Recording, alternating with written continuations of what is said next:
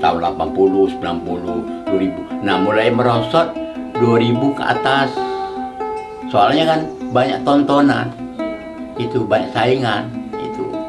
Tapi tetap Bapak tetap tidak menghilangkan Dumuluk, tetap eksis untuk melestarikan. Sehingga waktu itu saya bertanya kepada seniman lain, kira-kira kemana saya harus berguru tentang Dumuluk. Karena saya seorang pendidik, maka kiblat saya adalah mengenalkan Dumuluk kepada anak-anak SMP.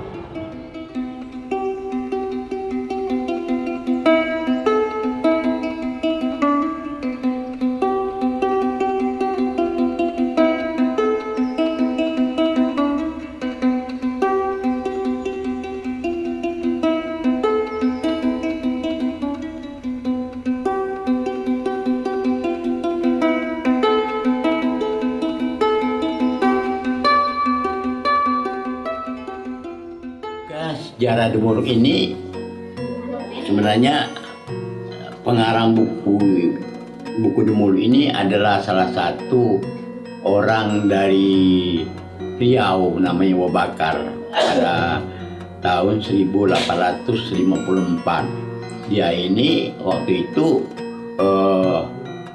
berdagang di daerah Palembang ini di Nabas Ulu, Tangga Takat. Menjelaskan tentang isi Dumuluk ini, yaitu banyak orang penonton dia bersair tentang Dumuluk.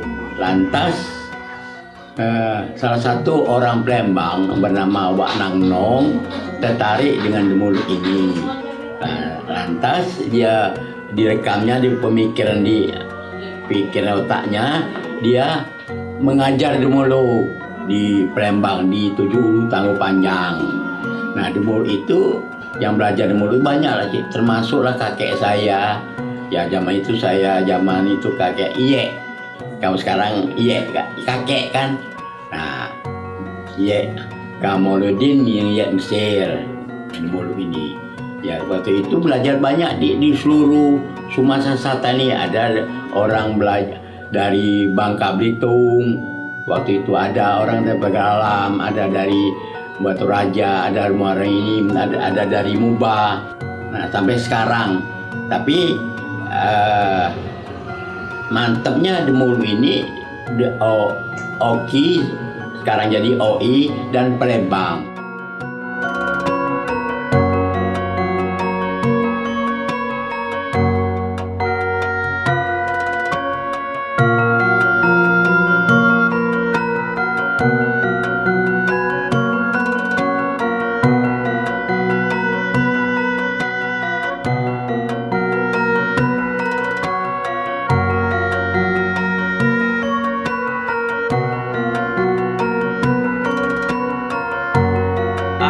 Saya mengenal Dumuluk sebenarnya sudah lama.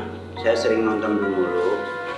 Tapi pada waktu itu sekolah saya akan mengadakan lomba seni dan tari. Jadi kombinasi antara seni dan tari. Saya ingin membuat sesuatu yang baru. Sehingga saya mencari ide bagaimana agar saya bisa menjuari lomba itu, tapi dalam bentuk yang lain dari yang lain. Sehingga saya terpikir untuk mengkombinasikan antara Dumuluk di dalam kegiatan itu. Akhirnya saya mencari siapa guru atau orang Dumuluk yang memang betul-betul ahlinya dalam Dumuluk. Sehingga saya akhirnya diperkenalkan dengan seorang tokoh Dumuluk yang memang sudah berkecimpung dan dari kakak-kakaknya pun adalah tokoh Dumuluk. Maka saya dikenalkan dengan Pak Johar Saad. Maka sejak itu, begitu sudah selesai lomba dan kebetulan sekolah kami memenangkan juara pada waktu itu, maka membuat saya lebih bersemangat untuk lebih dalam mengenal Dumuluk. Sehingga saya terus belajar mengikuti kemanapun Pak Johar tampil. Dan akhirnya ya mungkin dengan secara otodidak saya ikut belajar.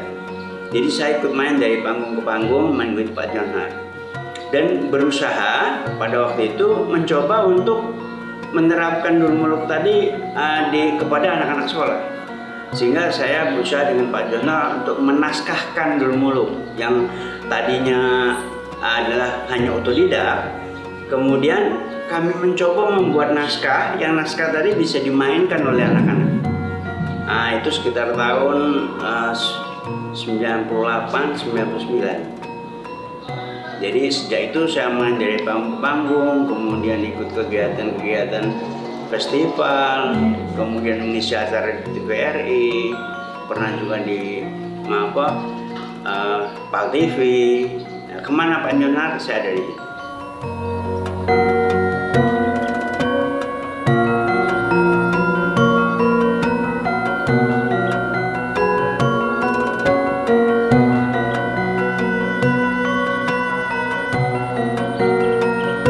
Demoluk ini zaman dulu dia ini mainkan demoluk yaitu pakem, kata-katanya pesair, seumpamanya rajanya, ayo hai adinda ya bijak bistari, dengar sebenar seberperi, apalah kabar di dalam negeri, ramaka tiada engkau habari, engkau bilangnya dan pasti supaya saya dapat ketahui. Ya. Nah, sekarang ini berhubung Bapak ini masih tetap main muluk, jadi pakem-pakem tuh boleh katakan jangan pakai, karena kan banyak hiburan.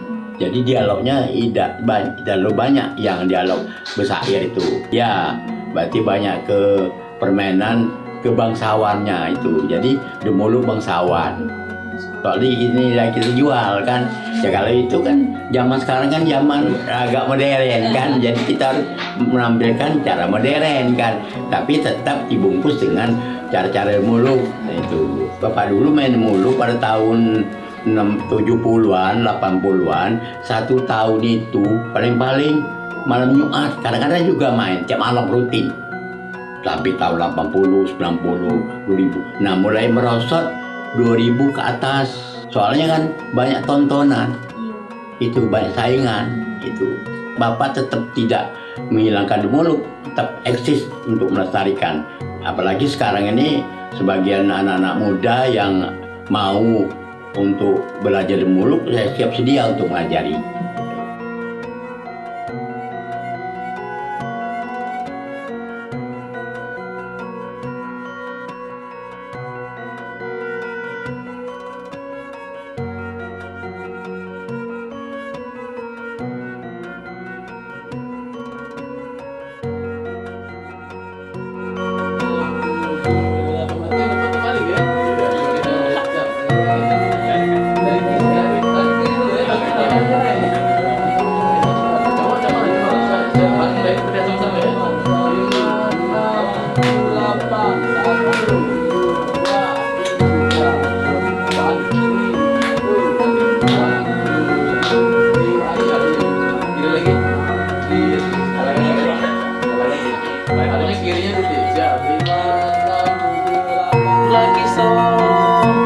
Tersebut kisah lah cerita lama Abdul Muluk, cerita lama zaman bahari.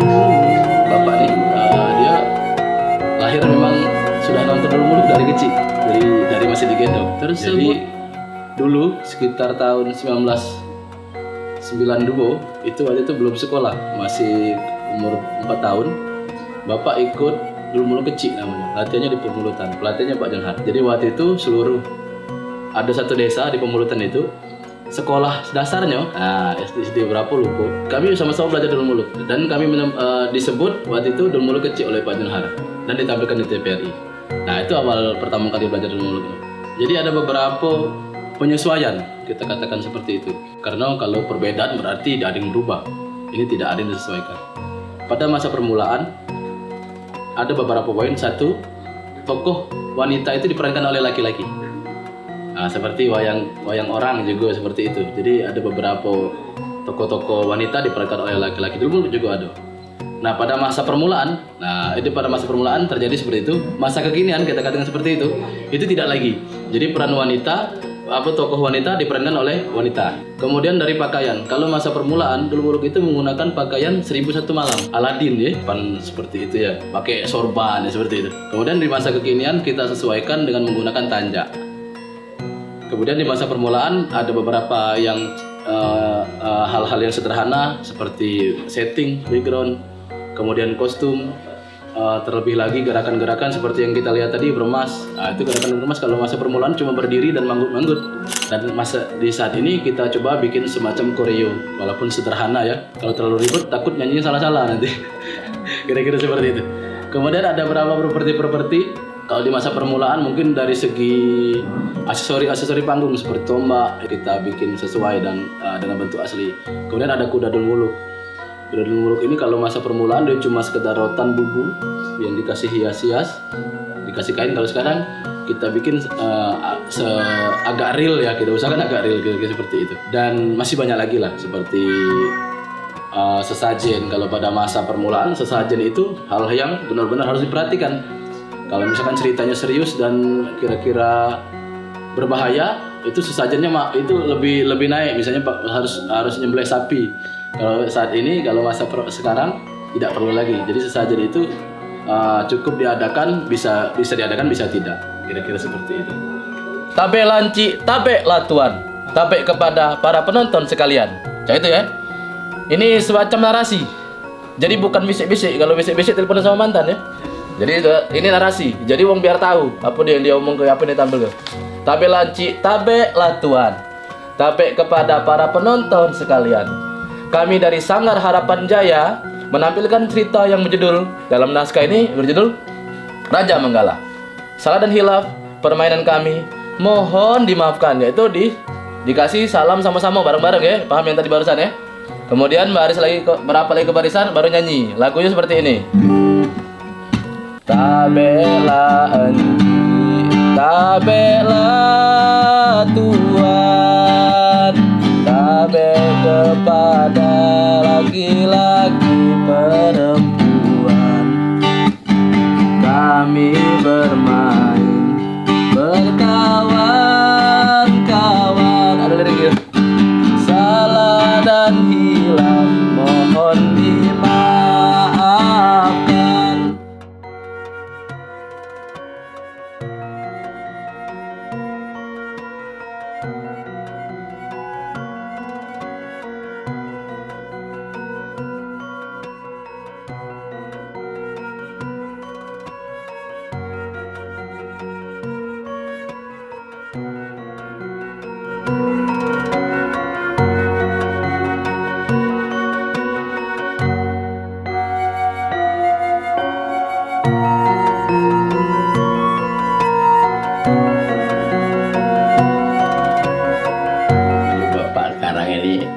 Malum lah. Jadi Bapak waktu itu pada tahun Jaya yang Muluk itu pada tahun 70-80 pernah jadi duta seni dari Sumatera Selatan, kadang ke Jakarta, ke Medan, kadang-kadang ke Bengkulu, kadang ke Riau kan, mendapat suatu penghargaan dari gubernur, pernah dapat penghargaan dari Menteri Pendidikan dan Kebudayaan pada tahun 1000 berapa ini hari ada 2017 ya 17 sebagai Maestro Dulu Muluk itu.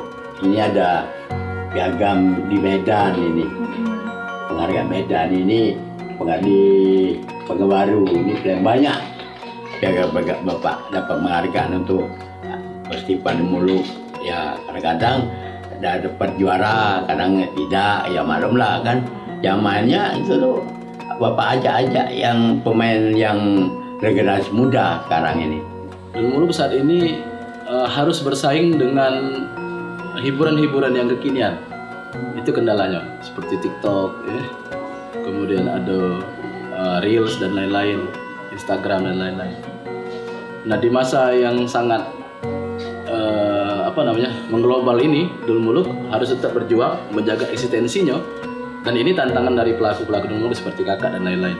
Dulu Muluk ini sebenarnya kalau di Palembang sudah sangat-sangat kurang dipahami. Nah, itu coaching itu setuju. sangat kurang dipahami. Misalnya anak-anak sekolah banyak yang tidak tahu dulu muluk. Orang tuanya pun mungkin tahu dulu muluk seperti ini, tapi tidak menceritakan juga pada anak-anak. Jadi kendala-kendala pada saat ini satu, dulu muluk tidak bisa dikenal oleh pelajar. Yang kita harapkan dulu muluk ini menjadi ekstrakurikuler mungkin di pelajaran tersebut, atau guru seni budayanya sedikit banyak memberitahu tentang dulu muluk atau mengajarkan, misalnya bermas, dialog-dialog dulu muluk dan beberapa adegan-adegan. Nah ini yang menjadi kendala kita. Kemudian masa pandemi jelas membuat dulu muluk susah untuk menampilkan diri ya di ruang publik, dikarenakan memang keterbatasan segala macam, perizinan dan lain-lain. Karena izin keramaian kalau saat ini masih sampai jam 1 siang, jadi belum boleh jam malam-malam ya. Jadi kalau ikut di prosedur ya dulu muluk belum bisa tampil, kalau karena dulu muluk ini tampilnya di malam habis isya sampai fajar ya, sampai malam suntuk kira-kira situ. Iya, itulah kira-kira kendalanya. Dan juga pewarisan mungkin saat ini, karena pewarisan. Jadi memang susah untuk mencari pewaris dulu muluk ini tadi. Alhamdulillah adik-adik tadi mau belajar bermas, insya Allah nanti belajar acting, dan insya Allah nanti kita cari wadahnya misalnya di TVRI atau di mana, atau di event-event dinas pemerintahan, insya Allah nanti kita coba tampil di sana, kira-kira seperti itu. Yang pertama mengembangkan yang ada dalam diri saya, kemudian bagaimana caranya agar yang saya pelajari dulu ini bisa dikenal oleh anak didik saya. Tujuannya itu. Jadi kalau motivasi masalah mungkin finansial, mungkin sudah nomor sekian ya, bukan berarti tidak butuh, tapi sudah nomor sekian, karena saya adalah seorang PNS. Ini saya sudah punya penghasilan. Saya terjun ikut dari malam minggu, malam Senin, kadang-kadang itu dur, misalnya bermain, pulang pagi dari Senin malam, kemudian pulangnya pagi kami bermain. Tapi ya karena saya cinta dengan seni, sehingga saya ingin mengembangkan. Karena ya tadi motivasinya tadi, saya ingin mengembangkan agar dulu mungkin dikenal oleh masyarakat, terutama generasi muda, karena banyak sekali generasi muda yang sudah tahu. Ya mungkin itu yang melatar belakangi saya atau keadaan pada waktu itu yang membuat, bukan karena semata finansial, tapi yang pertama adalah gerakan dari hati saya yang untuk ikut melestarikan dulu muluk. Kenapa saya katakan seperti itu? Karena pada dasarnya saya warga negara Palembang, artinya saya KTP saya Palembang, tapi saya bukan berasal dari Palembang. Jadi karena cinta saya, maka saya turun untuk turut mengembangkan dulu muluk. Nah, saya berharap juga nantinya apa? Ada generasi lain yang memang betul-betul orang Palembang yang ingin turun mengembangkan dan memperbaiki dulu muluk yang sudah ada.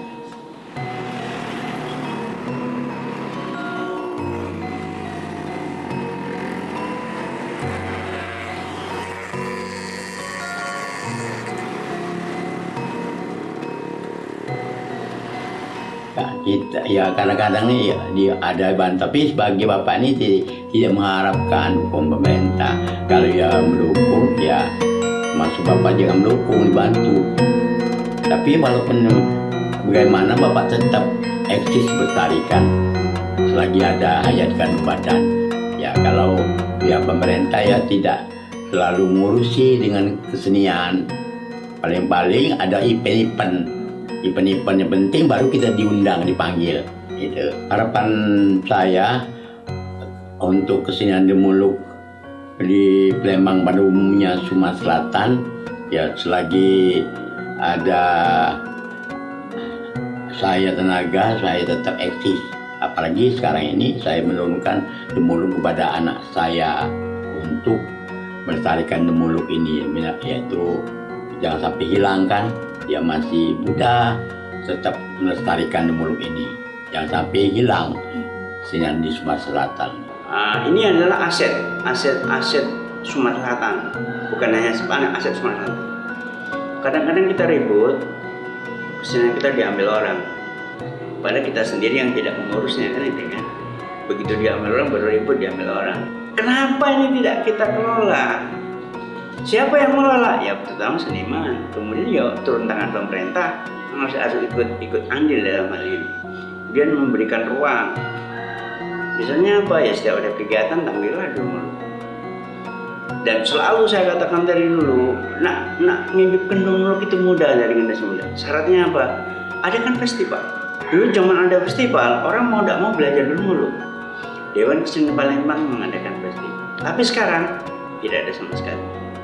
Jadi sebetulnya yang pertama adalah untuk menghidupkan kembali, harapannya tadi turun tangan, campur tangannya pemerintah gitu, untuk ikut menghidupkan kembali Dul Muluk. Bicara soal peran pemerintah terhadap Dul Muluk, sebenarnya sudah sangat baik. Tapi jujur beberapa hal harus ditingkatkan. Nah, beberapa hal yang harus paling ditingkatkan adalah bagaimana membina sanggar-sanggar agar bisa terus berproduksi dalam mementaskan Dul Muluk. Caranya sederhana, memberikan kesempatan seluas-luasnya kepada sanggar untuk mengisi acara-acara pemerintahan dengan menampilkan Dul Muluk, mengadakan festival Dul Muluk seperti ketika di tahun 90-an yang sangat aktif sekali. Kalau bicara soal mendukung atau tidak, pemerintah sebenarnya mendukung. Tapi juga tidak terlepas dari pelaku Dul Muluk juga. Pelaku Dul Muluk juga harus menunjukkan bagaimana eksistensinya benar-benar bisa dibicarakan oleh pemerintah. Pemerintah sebenarnya tidak menutup ruang kok. Apalagi pemerintah pusat sudah banyak sekali bantuan-bantuan untuk kesenian tradisional. Tinggal bagaimana mensinergikan apa kebutuhan dari Dul Muluk, sanggar-sanggar, pelaku-pelaku Dul Muluk, pelaku-pelaku tradisional dengan kebijakan yang ada di pemerintah. Caranya ya kita sering berdiskusi lah, atau sering untuk bicara tentang kebutuhan dari Dul Muluk itu sendiri. Bicara soal COVID-19 atau COVID-19 atau Corona, sebenarnya seniman yang paling terdampak dari COVID atau Corona itu adalah seniman-seniman yang bergerak di bidang kesenian tradisional. Mereka rata-rata sudah hampir habis job mereka untuk manggung. Saya pernah ke suatu daerah yang namanya Musirawas, itu banyak kesenian tradisional di sana. Itu di depan rumah mereka sudah mereka letakkan beberapa sound, beberapa alat-alat kesenian mereka, bukan untuk dipamerkan, tapi untuk dijual karena tidak ada lagi satupun yang mengajak mereka untuk berpartisipasi dalam kegiatan. Dul Muluk akan bertahan kalau Dul Muluk juga membuka bagaimana bisa dimasuki oleh kaum-kaum milenial, anak-anak muda. Bukan kita menafikan seniman-seniman senior. Mereka tetap kita hargai karena mereka lah yang merintis membangun Dul Muluk di Sumatera Selatan. Tapi yakinlah, anak-anak muda, kalangan milenial, mereka lah yang benar-benar harus kita optimalkan untuk menjaga kesenian tradisional. Jangan sampai kesenian ini punah sebelum mereka mengetahui.